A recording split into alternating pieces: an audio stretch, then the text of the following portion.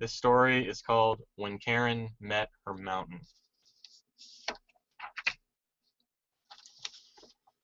1.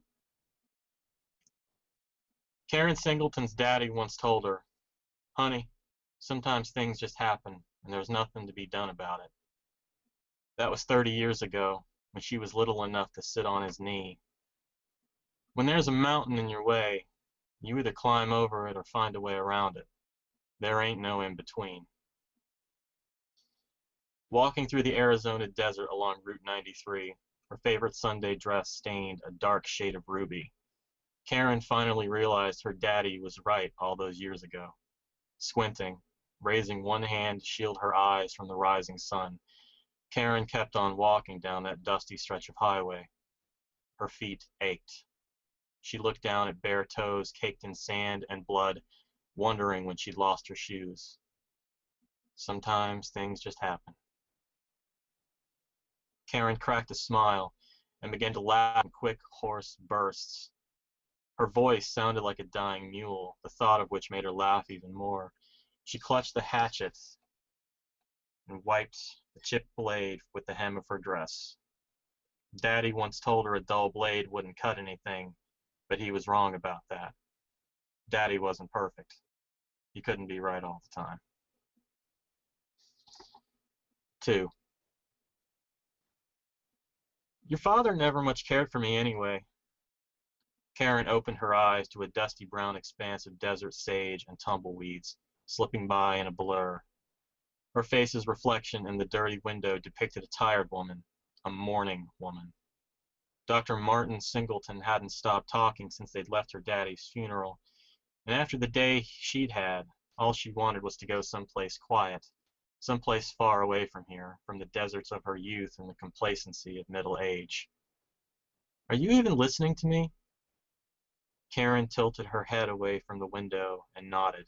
She closed her eyes, swallowed a pool of saliva on the back of her tongue, and patted his knee. Martin glanced at her, frowning. Your therapist says it's best you talk about these things, Karen, so you don't, relapse. He didn't say it, but then again, he didn't have to. She knew all too well, but that didn't change the fact that she didn't want to talk about her daddy's funeral. She hadn't spoken to her daddy all that much in the last years of his life, a fact she regretted as each mile quickly slipped away, lost to the desert behind them. Daddy was a hard man to live with. His dedication to the church had driven her away, first to college and then into the arms of an atheist, but she still loved the old man. He provided for her, cared for her, loved her in his own way. In hindsight, Karen supposed that was why she'd been drawn to Martin in the first place. He reminded her of her father in some ways. Martin was right, though. Her daddy never did care for him much. Any boy who walks away from God's glorious trouble. You watch yourself, honey. I'll never forgive him if he breaks your heart. Karen smiled. Even her daddy, Pastor Marlon Ellis, could be blinded sometimes. Martin's devotion never faltered, not after her miscarriage, not even after the accident that followed. Daddy was wrong about Martin, and Karen's heart ached when she realized she'd never be able to tell him that. Martin leaned back against the headrest and sighed. Karen, you need to talk to me eventually. You can't keep these things bottled up inside. I'm fine, she said. The terse response was almost mechanical, an instinctual reaction driven by necessity. Martin was right, but for now she just wanted to remain inside her own head. Confronting her sadness always ended in tragedy. Karen turned back to the window, watching the emptiness of Route 93 flow past in a sandy blur. Her husband frowned, shook his head, and turned on the radio. Static rose and fell in waves, crashing against a DJ talking about upcoming events somewhere else in civilization. And a moment later, Hank Williams began to sing Weary Blues from Waitin'. Now we're talking, her daddy said. He loved Hank Williams. She leaned her head against the window and closed her eyes, remembering the way her daddy used to sing this song to himself whenever it played on the radio. She could almost see him sitting on the edge of the bed, humming the tune while pulling on his black dress shoes. Karen followed that memory down into the darkness of her mind as the hum of the engine lulled her to sleep. What the hell? Karen shot forward and cried out when the seatbelt dug into her shoulder. The world swam for a moment as an ache worked its way down to the base of her neck, and when she opened her eyes, she saw they had come to a full stop in the middle of the highway. Martin gripped the steering wheel. Karen followed his gaze through the windshield. A white, rust-spotted pickup truck sat on its side between the highway and hillside. A carpet of shattered glass spread out from the wreckage, and a woman lay a few feet away in the middle of the road with her back to them. A few strands of her dirty blonde hair fluttered in a low breeze. Oh, Jesus. Martin shifted the SUV into park and was about to climb out of the car, but Karen put her hand on his knee and shook her head. I have to, Karen. She's hurt. And then he was out the door, jogging across the gap toward the woman in the road. Karen watched her husband, trying to swallow the uncomfortable lump slowly rising in her throat. Something ain't right, honey. Pickup doesn't just fall onto its side. You need two to tango. Where's the other car? She leaned forward and looked at the road. No skid marks or other tire tracks. All the shards of glass were off to the side, sprinkled along the edge of the truck. There were no pools of gas or oil, and although the thought made her stomach twist into itself, there wasn't any blood either. Karen's shaking fingers found the latch and opened the door. She stepped out into the dry Arizona heat and struggled to find her voice. Don't go there, she wanted to cry out. Get away from her, Martin. But her words failed her, and Karen stood frozen to the highway as shapes emerged from behind the overturned truck. Martin knelt beside the woman with his fingers on her neck. He looked back when Karen closed the SUV door. She's alive, he said, climbing to his feet. Grab my cell and call 911. Martin was still watching her, his face a mixture of grim determination and puzzlement, wondering why his wife wasn't doing as he'd asked. He was so perplexed by Karen's immobility, he didn't hear the approaching footsteps. He didn't notice the young woman with the dirty blonde hair roll onto her back. He didn't see her toothless smile and her gums riddled with blackened, bloody holes. He didn't see the rusty blade in her hand.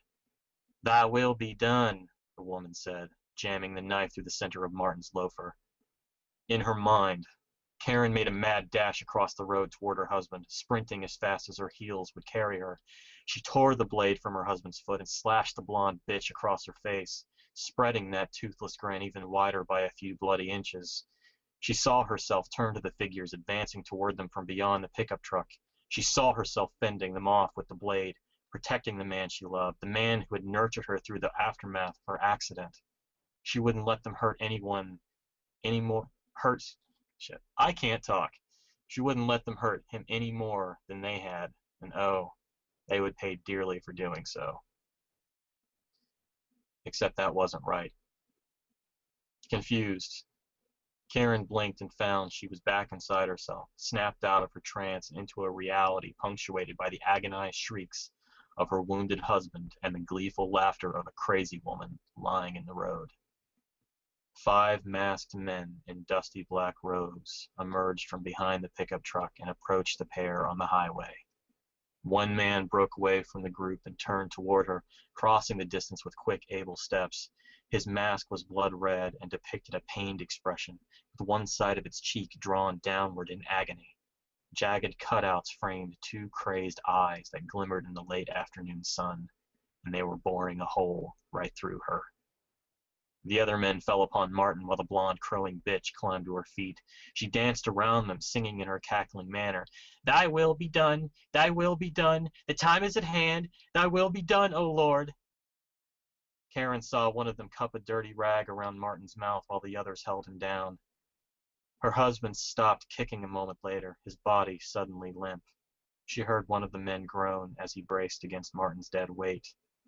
You'd best get moving, honey. Karen's daddy didn't have to tell her twice. She reached for the passenger door and yanked it open. Now where are you going, little lamb? She was halfway across the passenger seat when hands fell upon her ankle, and she kicked instinctively, holding that image of her husband's limp body in the forefront of her mind. She had to get to the driver's seat, get Martin's cell phone, and call for help, like she should have done when he'd asked her. God, if she hadn't been so slow and so stupid. She reached for the console. The cell phone was just a few inches more. Easy there, little girl. The masked man laughed as he tugged her leg. She kicked again, and her shoes flew off. You might be needing those. The sand won't be too kind on your teeny toes. Martin's phone shrank away as the masked man pulled her from the vehicle. She fell in a heap on the road. Her attacker pulled off his mask, revealing a grinning face pockmarked with enough acne scars to rival the moon.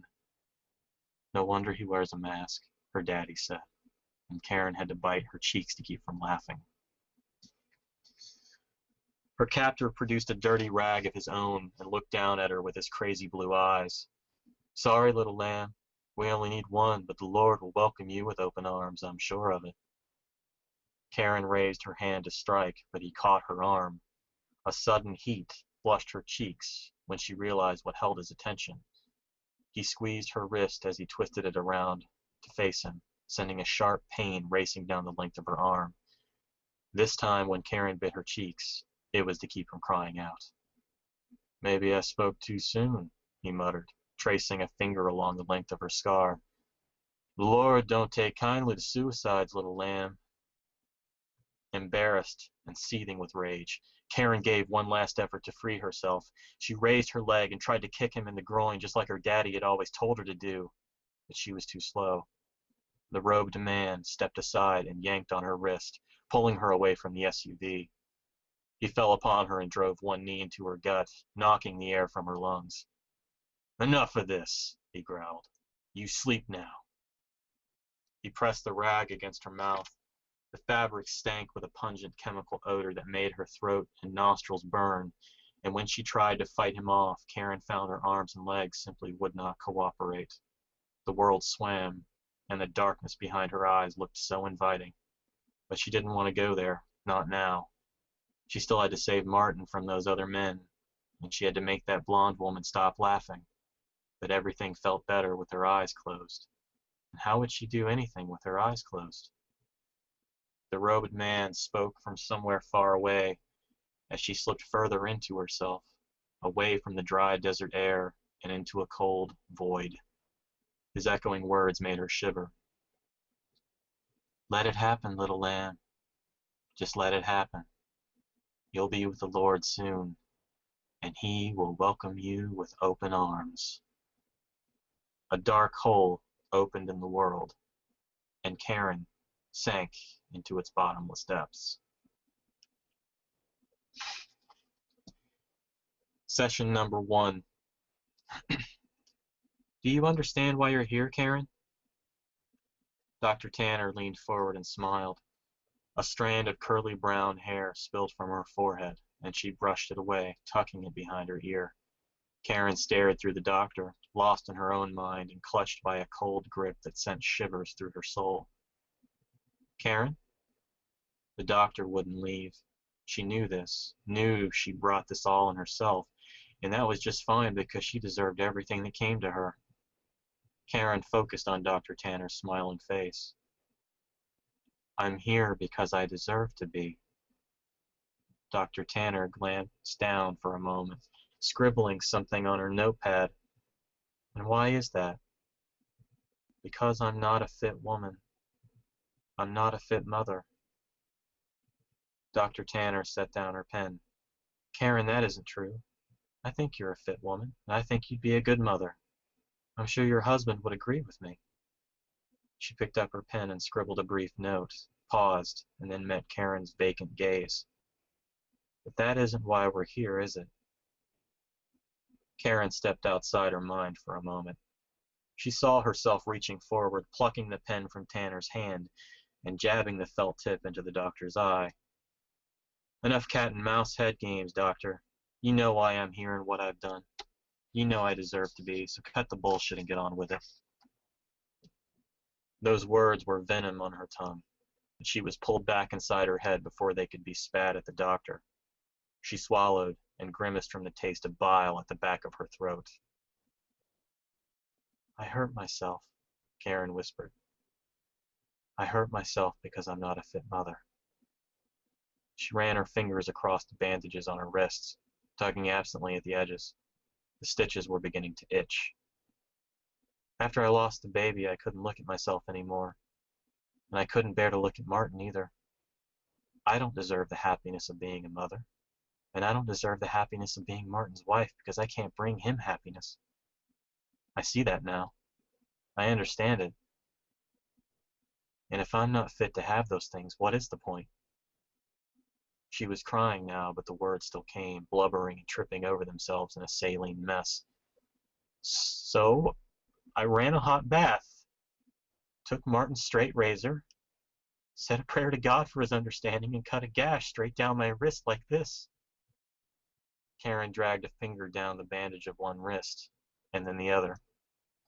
She shook her head, shrugged, and cocked a smile at the doctor. "I did it because I'm a coward. That's what you want to hear, isn't it? You want to know why? Well, that's why, Dr. Tanner.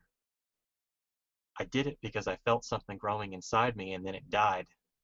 I did it because I couldn't face my husband after it all happened, because he was so excited we were having a baby. He used to lie awake with me at night, holding me in his arms and talking about what we might name that baby, talking about which room to convert to a nursery, what colors to paint the walls, contemplating what sort of person that tiny life might grow up to be. And now he doesn't. He doesn't hold me anymore because I don't deserve to be held. Because I'm filth. Because I'm shit. Are you getting all this? I can slow down if it helps you."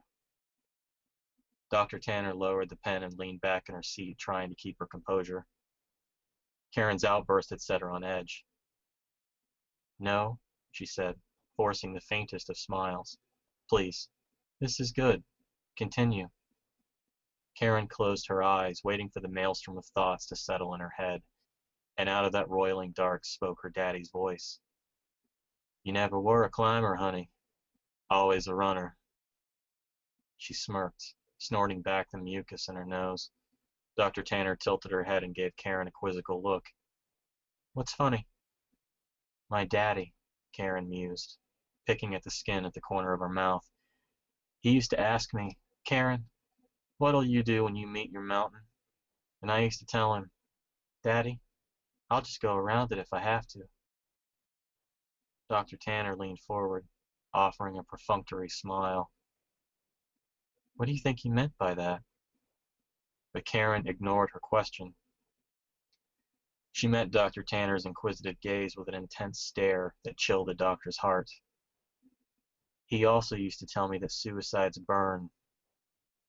Karen smiled as tears spilled down her cheeks. "Suicides burn." 3. She stirred, moaning softly as her head swam.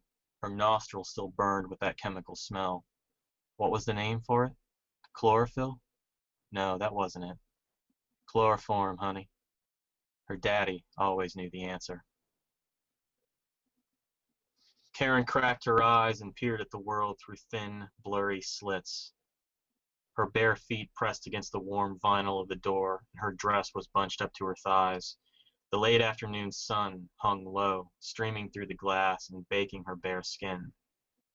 Her fingers twitched to life, moving to pull her dress back down. "Don't, honey. The bad man dosed you, but not good enough, and he didn't have the common sense to tie you up. He thinks you're still asleep." Karen tapped her fingertips against the pad of her thumb. "Not yet, sweetheart. You'd best keep yourself a secret for now. Play possum for a while. I'll let you know when it's time to bite." She did as her daddy suggested, tilting her head to watch the bad man in the black robe steer them off the highway. Stones tumbled and clattered against the undercarriage, the suspension crying out in protest against the rough terrain, and she remembered Martin had scheduled a service appointment for next week. Martin. Her heart shot into her throat, and she almost sat up in earnest, ready to dig her nails into the face of her attacker. "No," Daddy whispered. "Just wait." She took a deep breath and let the air turn to churning fire in her lungs. Her head swam when she exhaled, shooting patches of black and white across her vision. She forgot about the scarred man behind the wheel, turning within herself to find a shattered image of Martin lurking in the shadows. The last she'd seen him, that laughing bitch had jammed a knife through his foot. He was screaming. God, she could still hear him. And then she'd failed to get help, watching as that group of masked men fell upon him. Had they killed him? Daddy's voice echoed in that darkened chamber. "You won't find out if you don't get yourself out of here, honey. Focus." Karen held her tongue, narrowing her eyes, glaring at the pock-marked cheek of her abductor. She dug her nails into the vinyl seat. Minutes crawled by as the bad man drove her deeper into the desert. She was lost in her thoughts and trying to figure out a way to escape when the SUV began to sputter and cough before slowing to a halt. Her abductor turned and looked down at her. "All right, little lamb. Out of gas with just a few inches to spare. The Lord does provide." Karen peered up at him through squinted eyes, wondering if he could see her watching him. Her heart rapped against her chest, thudding so hard her whole body vibrated with its fury. He climbed out of the SUV and slammed the door. "Now, Daddy?" "Not yet, honey." Footsteps crunched over stones, tracing a path around a vehicle, and Karen followed them with her mind while doing her best to remain a mannequin. The back door opened.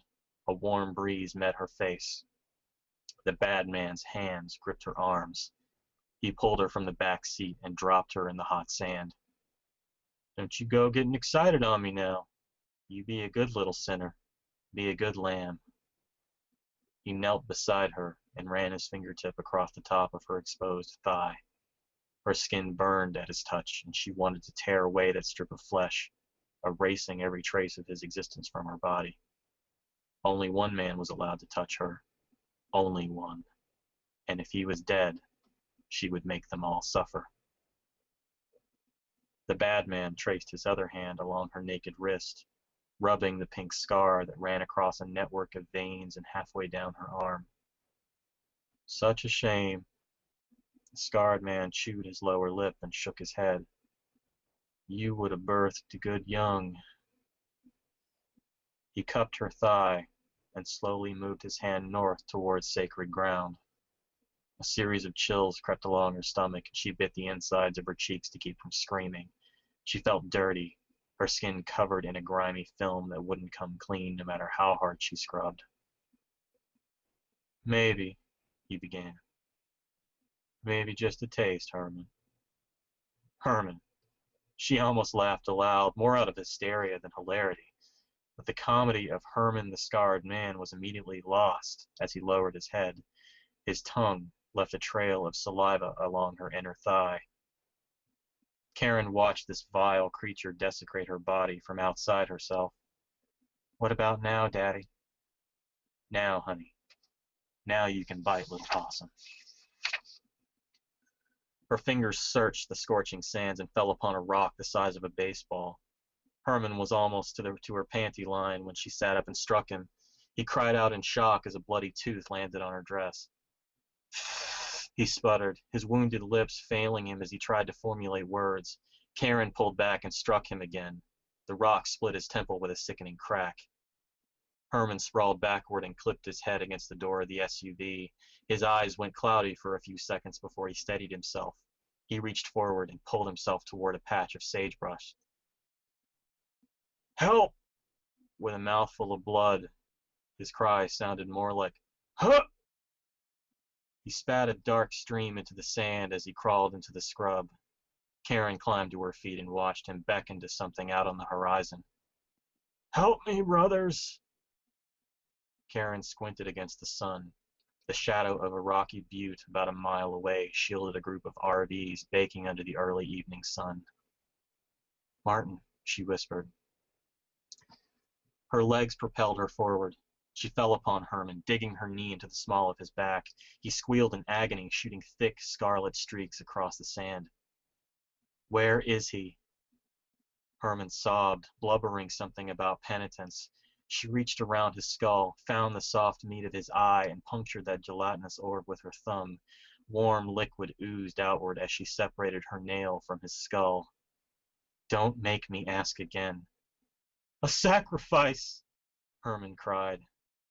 Our Lord demands sacrifice, so the children of Melchizedek give him the blood of the damned. Karen clutched his robe and pulled the collar against his throat. Why not me? She screamed, her voice scratching at her throat, a guttural cry that echoed from her toes.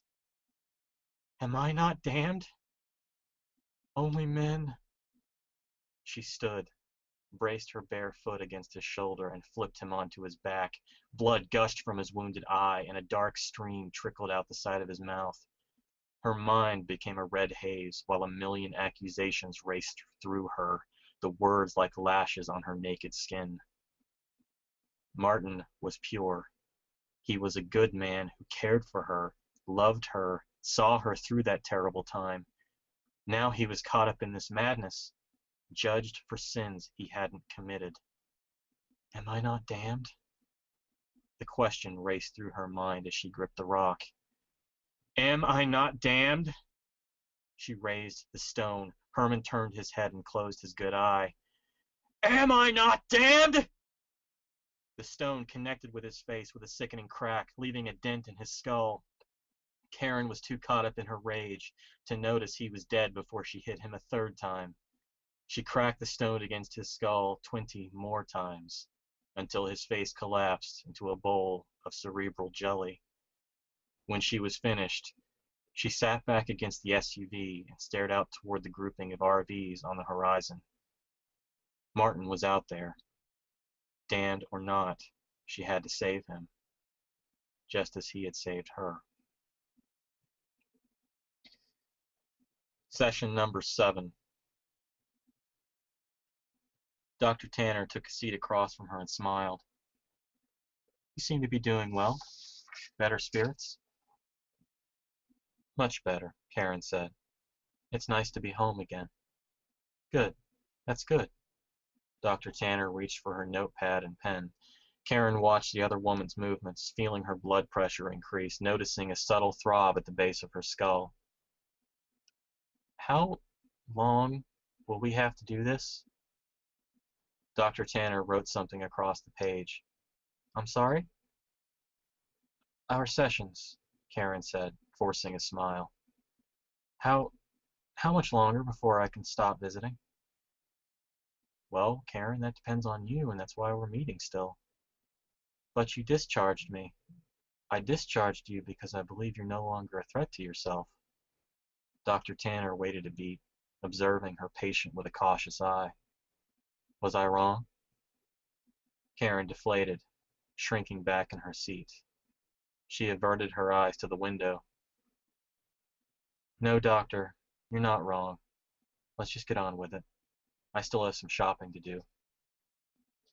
Martin asked me to cook tonight. And how is your relationship? Our relationship? Karen blinked. I don't understand what that has to do with anything. In the past, you mentioned feelings of worthlessness, that you felt you didn't deserve your husband's love. The doctor flipped through her notes. Last month, you told me you two weren't speaking much. Karen closed her eyes and bit her lip to hold back the slow throbbing in her skull. She spoke slowly, evenly, each syllable cleaving the air one slice at a time. I find it difficult to face him when I am smothered by my shame. How do you think your husband feels about your silence? I want to talk to him. I really do, but any time I look at him, I see the look on his face when he found me that night. I was supposed to be gone by the time he got home, but his shift ended early. I was so weak, I couldn't get up to lock the bathroom door. He wasn't supposed to see me until I drifted away, and the shame of facing him. Karen looked away. She wiped a tear from her eye.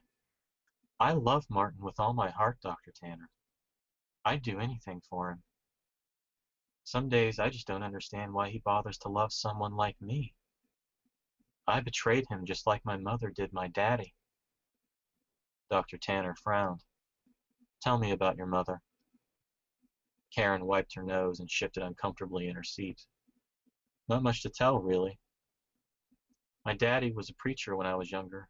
My mother resented the time he spent with the church, claimed he loved God more than her, so she left him and sued for divorce. Daddy loved her too much to put up a fight. It broke his heart, but he let her go because he wanted her to be happy. That's the only time I ever saw him cry." "And the night your husband found you?" Karen nodded sheepishly.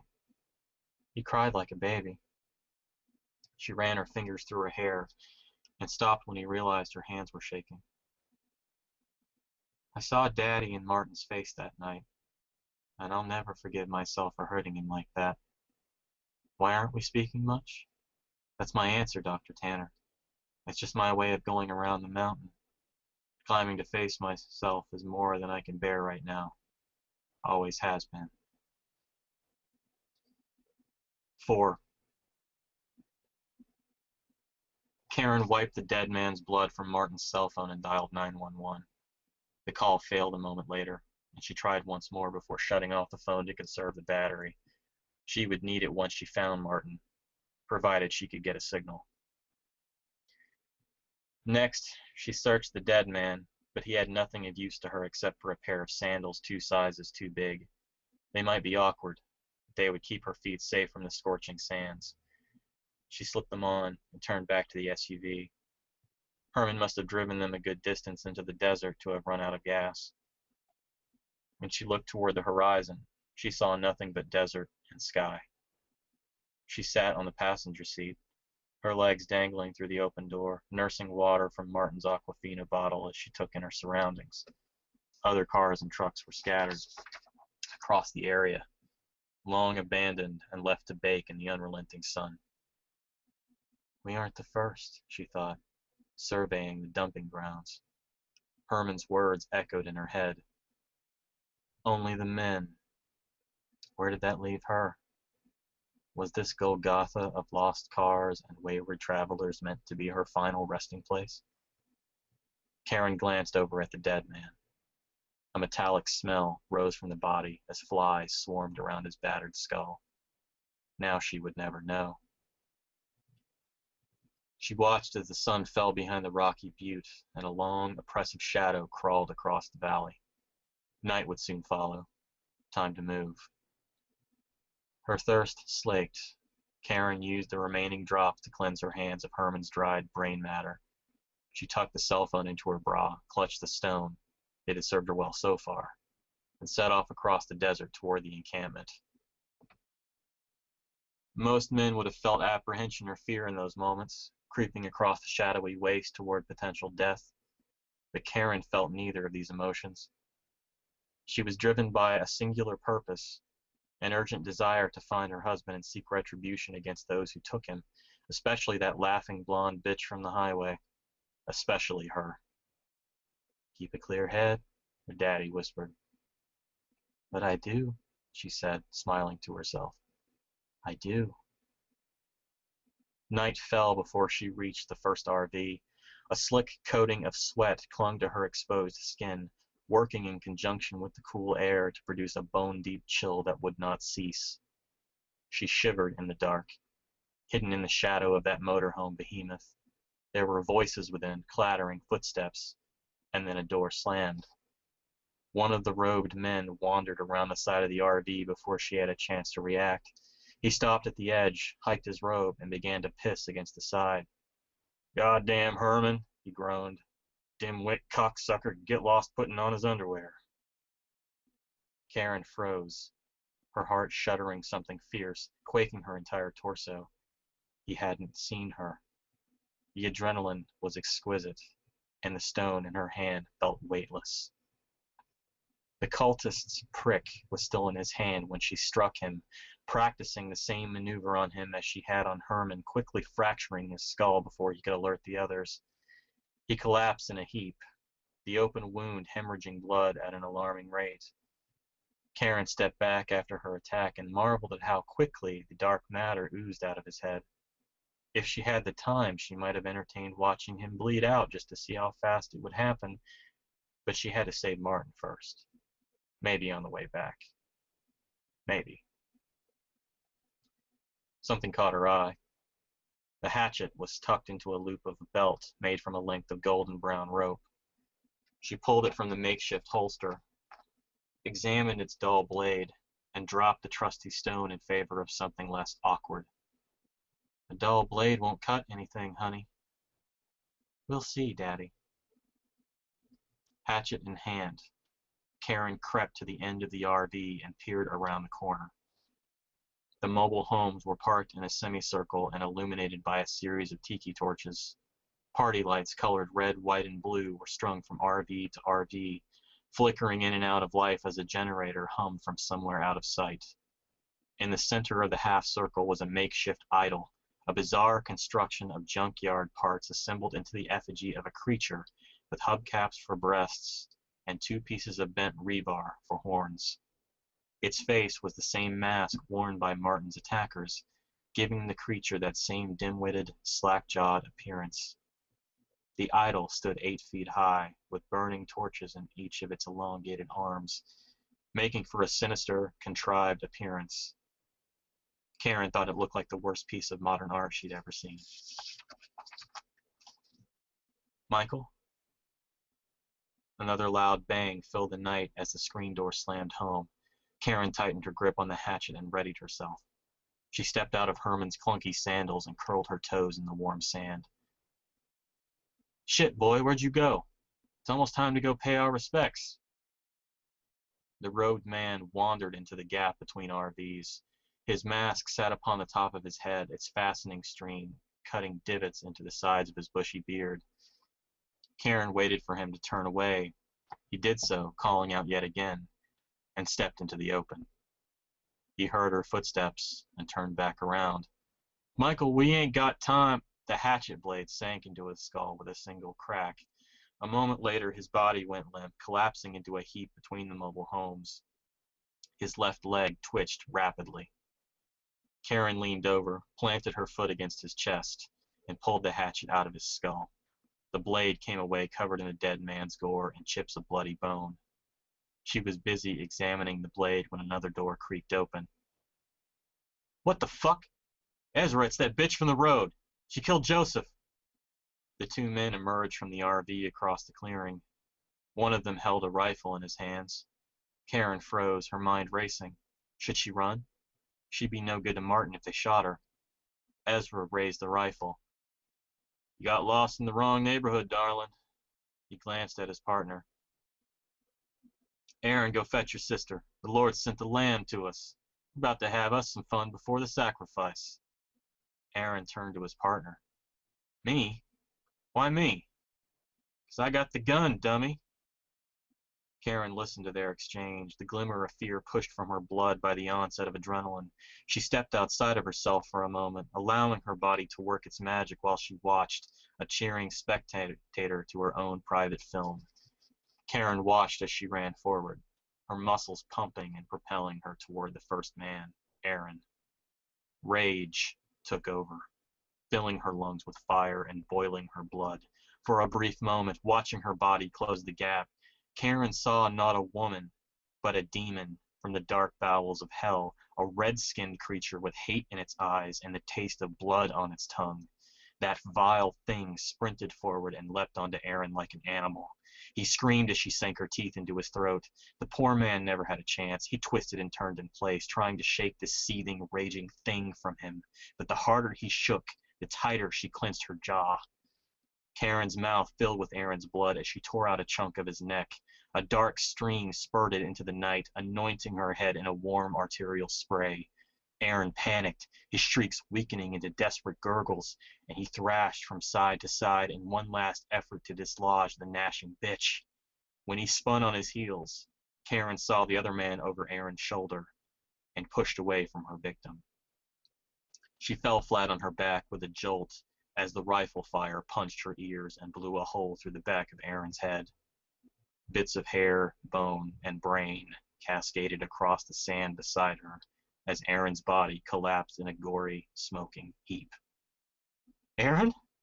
Oh God, Aaron! The gunshot's echo snapped Karen back into herself, suddenly aware of the low vibration coursing over her skin in waves. The coppery taste of Aaron's blood in her mouth twisted her stomach, but now was not the time to be squeamish. Karen climbed to her feet and spat blood. She clutched the hatchet and met Ezra's terrified stare. You stay back, you godless cunt!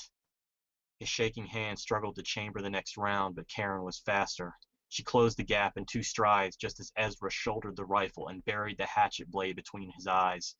Ezra's eyes rolled back into his head as he sank to his knees. The hunting rifle clattered to the earth. Karen tugged the blade from her victim's face, her chest rising and falling in heavy convulsions, one labored breath of fire after another.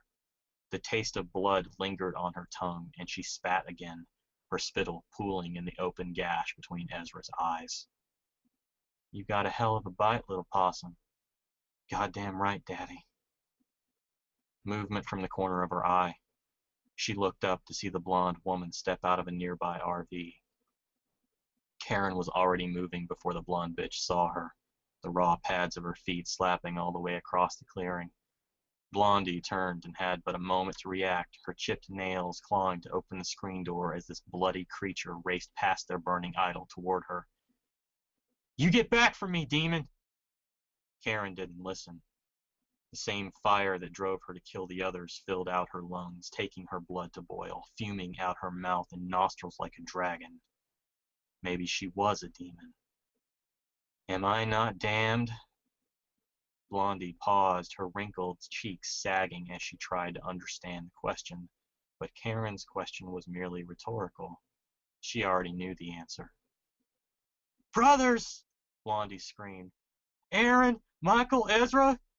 She choked back tears, shrinking against the screen door. Joseph? Herman? All dead, honey. Karen grabbed a fistful of Blondie's hair and yanked her off the short steps, dragging her back to the center of the half-circle where the bodies of her accomplices lay still and bleeding. Blondie collapsed over Aaron's body, her hands sinking into the mushy exit wound that was his face. She screamed, teetering backward and landing flat on her ass. Why did you do this? Karen knelt beside Aaron's body and stuck her hand into the bloody hole of his skull. Blondie turned her head and vomited. She retched until there was nothing left to expel, her chest convulsing into a hoarse, coughing fit. Look at me, Karen said. Blondie did as she was commanded, looking up at the demon through teary eyes.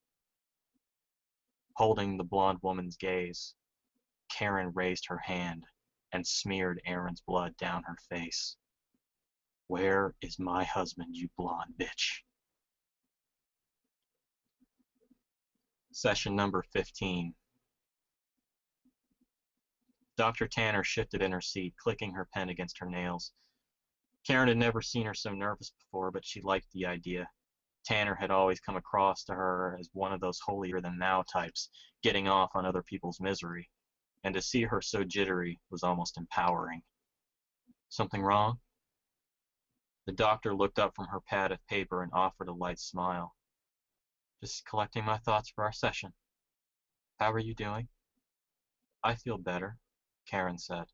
She smiled wide, an expression that made her doctor shrink back in her seat.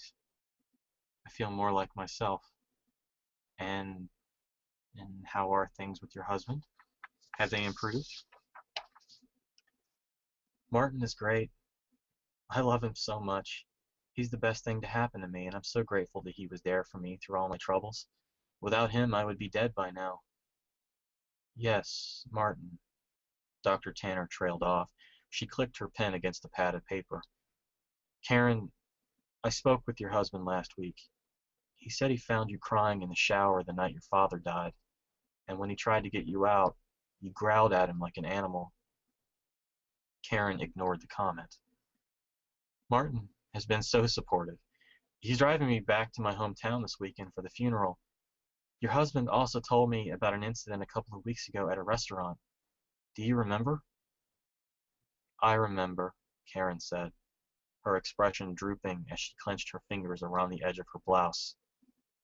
I remember the way that waitress looked at him, the way she flirted with him. He's mine, and I told her as much.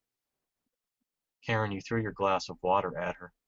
Martin says you've stopped taking your medication, that you still won't talk to him, and when you do, it's one or two word responses.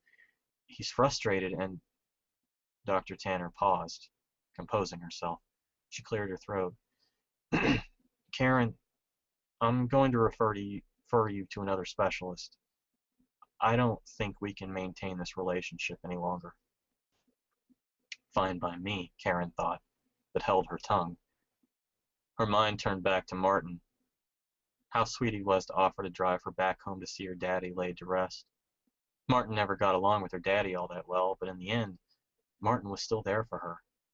Thinking about him and how supportive he was filled her heart to its brim. A chirp filled the office, startling Dr. Tanner from her seat.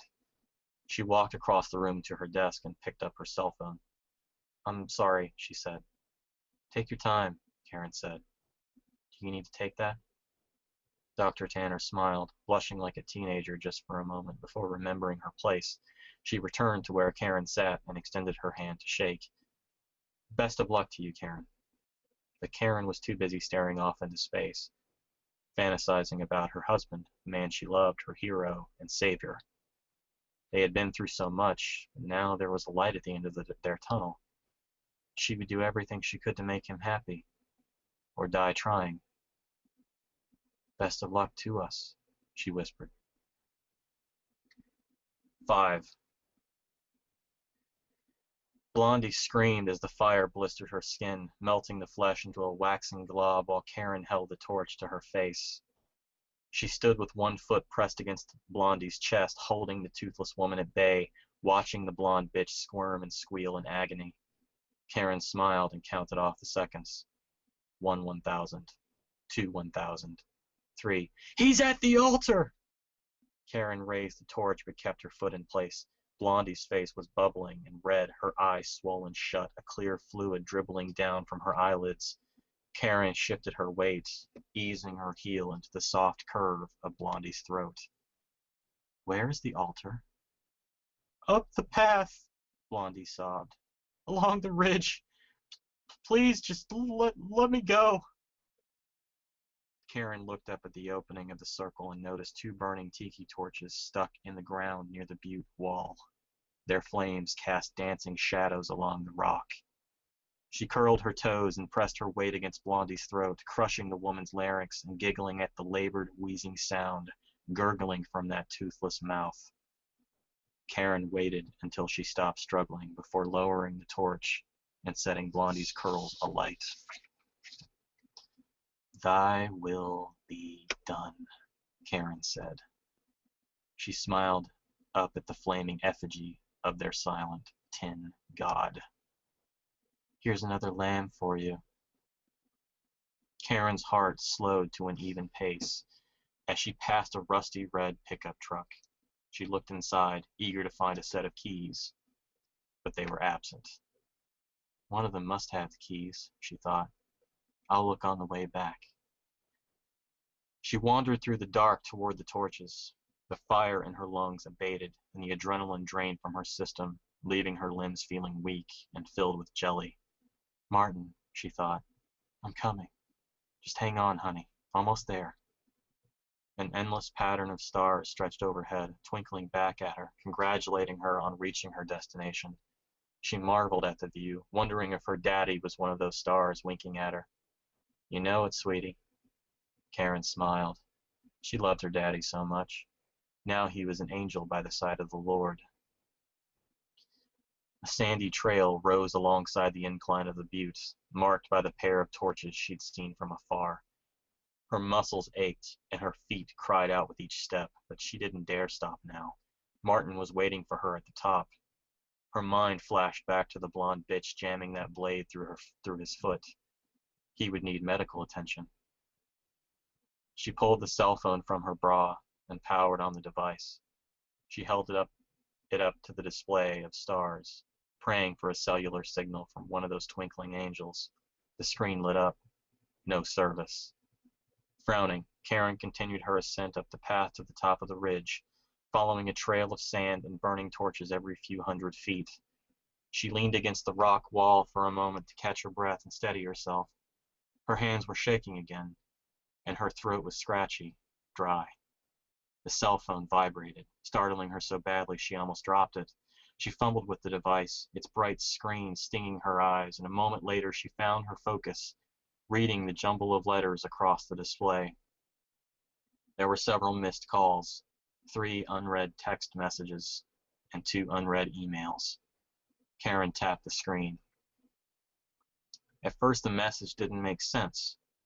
She had to read it a few times before understanding dawned on her, and when that epiphany finally eclipsed her mind, she felt the strength give out of her legs. Karen sank to the dirt path, struggling against the urge to cry, her throat clogged with cotton. When can I see you again? She scrolled down through the list of unread messages, all from the same sender. Are you home yet? Did the crazy bitch lose her mind at the funeral? Karen moved on to Martin's replies. They were dated as recently as yesterday. I can't stop thinking about you, Meredith. What you did last week, my God, your lips were like heaven. Tears wrapped her eyes. This was wrong. This was impossible. He wouldn't. Martin loved her. He was there for her when she needed him. He saved her from herself, stood by her even after losing their baby. Why would he do this? The phone chimed. Another email. Karen opened Martin's inbox and died a little bit more. The email was from M. Tanner. Have you made it back yet? You're not answering your phone and I'm getting worried. You were supposed to be back hours ago. I miss you. Call me when you can. Karen scrolled down to the other messages from M. Tanner. They went back for weeks, beginning innocently enough. Martin first emailing to ask how the sessions were going from one doctor to another, you see. Later, the emails became more personal, more playful. A flirtatious comment here, a proposition there, all the while pivoting around a rather large elephant in the room. Karen's sanity. I'm worried about you being alone with her, Martin. Her depersonalization isn't improving, and I'm concerned that there's a deeper psychosis we haven't seen yet. I'm afraid that when she snaps again, it won't be with suicidal tendencies. Martin replied, I know that, but I'm stuck for now. We talked about this, Meredith. I'm scared to leave her. Scared of what she might do to herself or what she might do to me. Meredith again. Do you still love her? You can be honest with me, Martin. And Martin, I care about her, but I don't love her anymore. I can't after what she put me through. I need something real, something stable. I need you. Karen pressed the power button, leaned back against the rocky wall, and began to cry. Her sobs were long and loud, pulled up from the deepest recesses of her soul, beginning in hoarse, guttural fits and rising into quick, animal shrieks. A coyote returned her cry, its ghostly howl echoing from somewhere below the ridge. She waited there until morning, sobbing in dry, uncontrollable fits until the heat of the rising sun became unbearable. Her throat was swollen from dehydration, and her muscles ached as she climbed to her feet. A pit opened in her stomach and growled with disapproval. Martin was near, but the thought of facing him terrified her.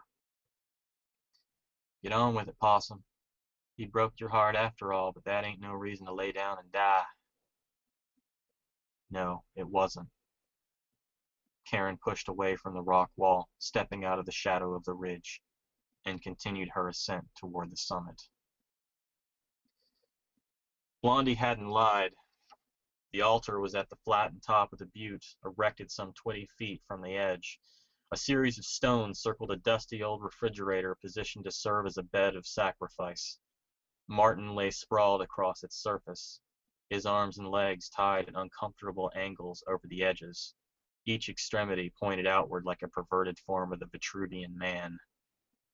At another time, Karen might have rushed to the side of her husband, showering him with kisses, working to untie his restraints, but not this morning.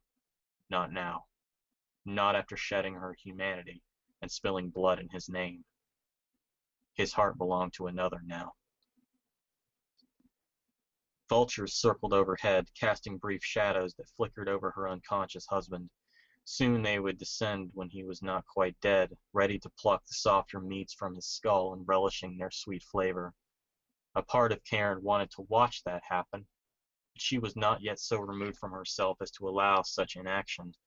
No, she needed to say goodbye to Martin once and for all.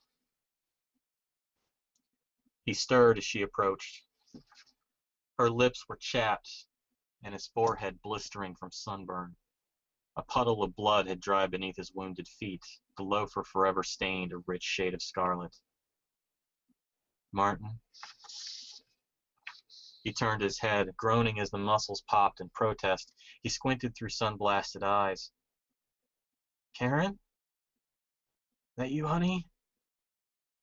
Honey. She let the word roll off her head like a bead of sweat, taking a seat at the foot of the hollow refrigerator. A soft breeze lifted up around them, stirring sand among the stones. She closed her eyes, relishing the air on her burned shoulders. Karen, you gotta get me out of here. Untie me so... He strained to get a look at her. My God, honey, you're covered in blood. What the hell happened? What? When I was young, she began. Daddy used to tell me the story about the binding of Isaac by his father Abraham. See, God commanded Abraham to sacrifice his son at the top of a mountain. He loved his son, but he loved and feared God even more. But an angel intervened, Martin. An angel intervened and saved Isaac from his father's blade. And you know what Abraham did? She waited, watching the vultures circle overhead. Martin was too weak, too awestruck to respond, and she went on when he didn't answer. He sacrificed a ram instead, because he still owed God something for his mercy. Karen, this isn't funny, he croaked. Untie me so we can get the fuck out of here. She turned and glared over her shoulder. He froze at the sight of her. Blood was smeared down her forehead and cheeks, dried and caked in the cracks of her skin like red powder makeup, and her hair was matted to her face. Do you think an angel will intervene, Martin? Do you think God will forgive your adultery? She lifted the hatchet and traced one bloody edge along the side of Martin's leg. I'm feeling a bit like Abraham right now, and there's not a ram in sight. Martin's cell phone rang. Karen looked at the device vibrating in her hand and smirked. Dr. Meredith Tanner's name lit up the screen, along with a picture of her dark brown curls and bubbly baby cheeks. She glared at her husband and answered the call. Hello, Dr. Tanner. My husband is right here, and you can talk to him for as long as you want. Until the battery dies, anyway. He said your lips were like heaven, and I find that fitting because you're his angel today. Karen put the phone on speaker and placed it beside her husband. Meredith's frantic voice filled the air. Martin? Martin? What happened? What's wrong? Karen, I'm sorry, Martin croaked. Tears streamed down the side of his face. Just let me go and we can sort this out. I didn't mean to hurt you. I was going to tell you, I swear. Karen turned back toward the horizon, watching the morning sun begin its arc across the sky. I love you, Martin, but you're in God's hands now. Maybe your angel will save you. She turned back toward the trail, kicking up sand as she plodded down the path, her husband's scratchy shrieks and Meredith Tanner's distorted cellular cries, a form of intermingling poetry all their own. 6. Karen wandered back to the encampment and dug through the pockets of the dead. Ezra had the keys, and she took them back to the red pickup. A sorrowful, twangy tune filled her ears as she started the pickup. She smiled. Hank Williams, Daddy's favorite. She drove until the truck ran out of gas just outside of Prescott, and rather than stew in her own thoughts, she decided she would walk until someone found her or until her mind baked in her skull. Either way was fine with her. Parched, her skin burning from the late morning sun, Karen walked down that empty highway, her favorite Sunday dress stained with the blood of the damned. Squinting upward to the sun, her daddy spoke up once more in her head. Remember when I used to ask you when you were little, what would you do when you met your mountain? Karen Singleton cracked a dry smile as she walked along the desert and away from sanity. I'll climb over it if I have to, Daddy. Her words were empty, lifeless, but her heart smoldered with a quiet rage that had only begun to burn. I'll climb over it if I have to. The end.